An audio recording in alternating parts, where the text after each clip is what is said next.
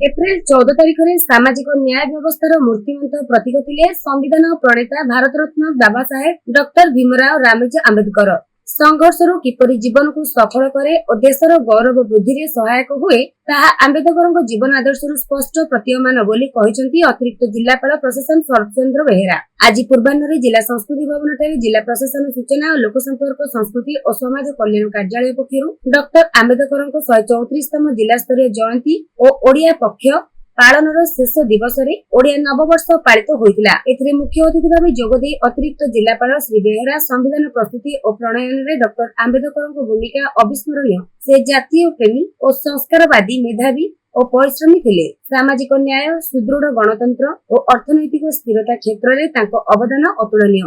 Doctor Ambedkar जीवनी सेतेबेलर सामाजिक स्थिति तांको संग्राम संविधान प्रस्तुति और प्रणयन रे तांकर अवदान शिक्षा संस्कार सामाजिक न्याय संपर्क रे से विस्तृत आलोचना करथिले। सेही परि आज महाविषुव संक्रांति ओडिया नववर्ष यह आम संस्कृति और परंपरार एक गुरुत्वपूर्ण दिन बोली से कहिथिले। उपजिल्लापाल राजकिशोर जेना जिला मंगल अधिकारी विकास कुमार महांती जिला समाज कल्याण अधिकारी तनुप्रभा बेउरा जिला संस्कृति अधिकारी हेमंत बेहेरा जोगदे आम देश विश्वर सर्वबृहत गणतांत्रिक राष्ट्र एहार संविधान प्रतिष्ठा रे आंबेडकर भूमिका अवर्णीय। समाज रे न्याय व्यवस्था और समान अधिकार पई तांको अवदान अतुलनीय। सेहीपरि आज आम ओडिया मानकर एक महत्वपूर्ण दिवस ओडिया नववर्ष आम समस्तक पई गर्व और गौरवर दिवस बोली सेमाने कहिथिले। प्रारंभ रे सूचना और लोक संपर्क उपनिर्देशक संतोष कुमार सेठी समस्तଙ୍କୁ स्वागत और अतिथि परिचय प्रारंभिक सूचना और सभा परिचालना करथिले। पूर्वरु अनुष्ठित विभिन्न प्रतियोगितार कृति प्रतियोगी को अतिथि माने पुरस्कृत करथिले।